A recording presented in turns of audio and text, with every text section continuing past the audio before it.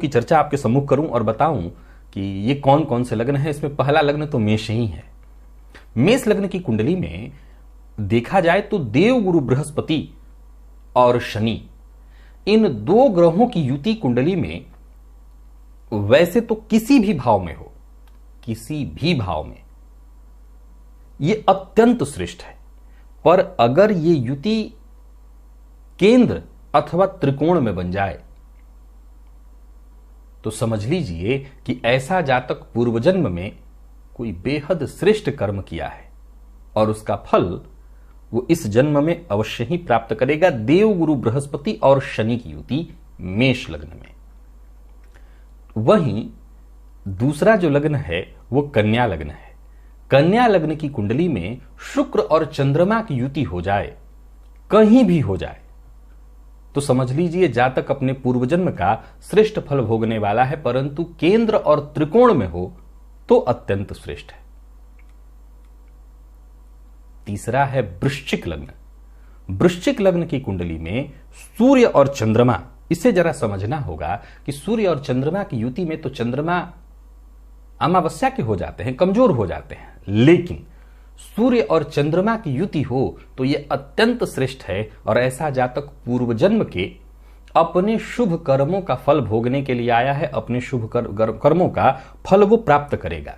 तो सवाल खड़ा होता है कि अमावस्या का चंद्रमा, उसका कोई दुष्प्रभाव नहीं होगा? बिल्कुल होगा।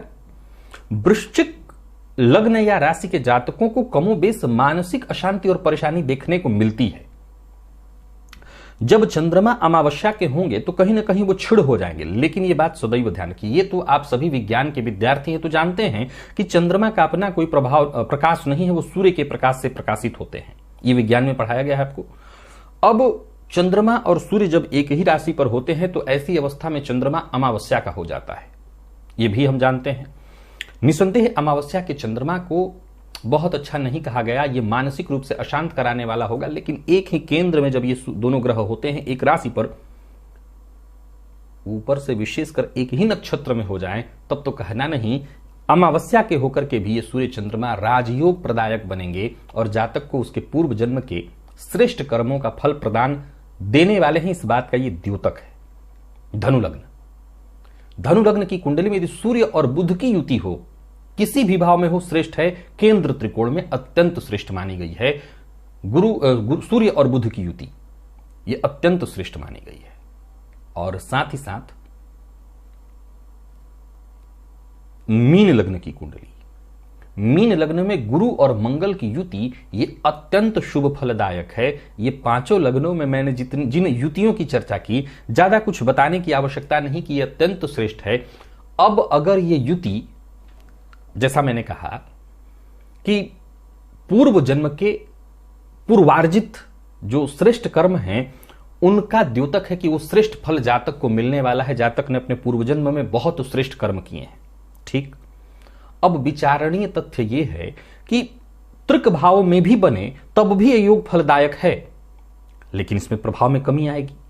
अगर यह योग केंद्र और त्रिकोण में है तो 100% लाभदायक है। उसमें भी यह देखना होगा कि युति बनाने वाले ये ग्रह अपनी नीच राशि में न हो। केंद्र त्रिकोण में भी देखिए, कभी भी किसी योग की चर्चा चाहे मैं कर रहा हूं, क्या है, ज्योतिष के जितने भी ग्रंथकार हैं जब भी वो कर रहे हैं तो वो एक बात सदैव ध्यान में रखने की बात कहते हैं, और वो ये कहते हैं कि भाई युति को देखते हुए ध्यान रखो कि युति बन कहां रही है। एक दूसरा, अगर ये युति बन रही है कहीं भी तो जिस भाव में बन रही है उस भाव में कोई भी युति बनाने यानी योग बनाने वाले ग्रह नीच के न हो रहे हों।